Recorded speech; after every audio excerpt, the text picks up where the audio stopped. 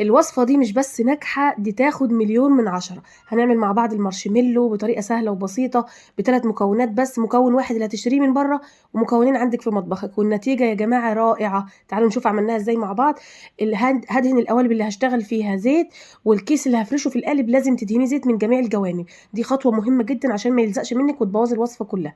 وفي بولة تانية كده هنزل بمعلقتين من الجيلاتين، ده المكون بس اللي هنشتريه من بره، جيلاتين حلال بنشتريه من عند العطار، وهضيف عليه نص كوبايه من الميه الدافيه واقلبهم مع بعض واركنهم على جنب.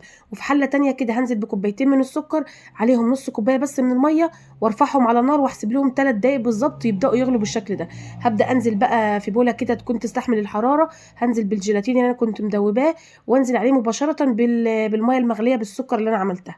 يبقى احنا كده ما اشتريناش غير مكون واحد اللي هو الجيلاتين، وعندنا الميه والسكر في المطبخ بتاعنا. وبعدين هبدا بقى لازم في الخطوه دي مضرب كهربائي، هبدا اضرب الجيلاتين اللي انا زودته والميه بالسكر اللي كانت مغليه لحد ما يبقى قوامها بالشكل اللي انت هتشوفيه ده. هقول لك تعملي اختبار ازاي عشان تعرفي ان هو هيطلع ناجح معاك.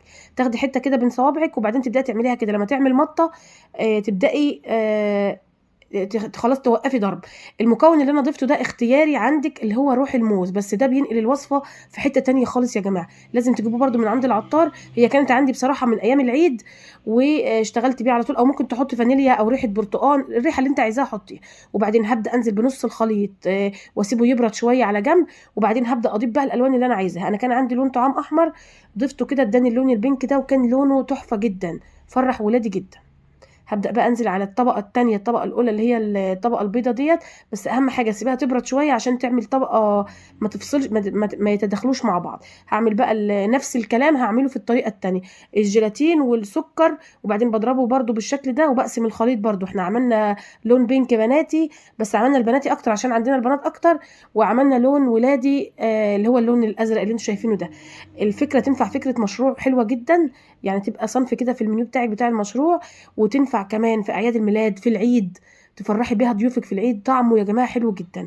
بسيبه يبرد تماما، ممكن تسيبيه على الرخامه ليله كامله. انا دخلته التلاجة بالشكل اللي انتوا شايفينه ده. اهم حاجه بقى لما تيجي تقلبيه لازم تفردي كده على البورد بتاعتك يعني شويه من النشا حلوين كده، عشان هو طبعا بيلزق. وبعدين بتشيلي الكيس بكل سهوله، وبعدين احنا بنرجع ننفض النشا دي تاني. واي اداه هتشتغلي بيها، يعني السكينه اللي هتشتغلي بيها مشيها كده في النشا عشان ما يبداش يلزق معاكي. الوصفه ناجحه 1,000,000% وحلوه قوي قوي. يعني بجد ما كنتش متوقعه الجمال ده، احسن من احنا بنشتريه من بره بكتير بكتير. يعني لازم فعلا تجربوه.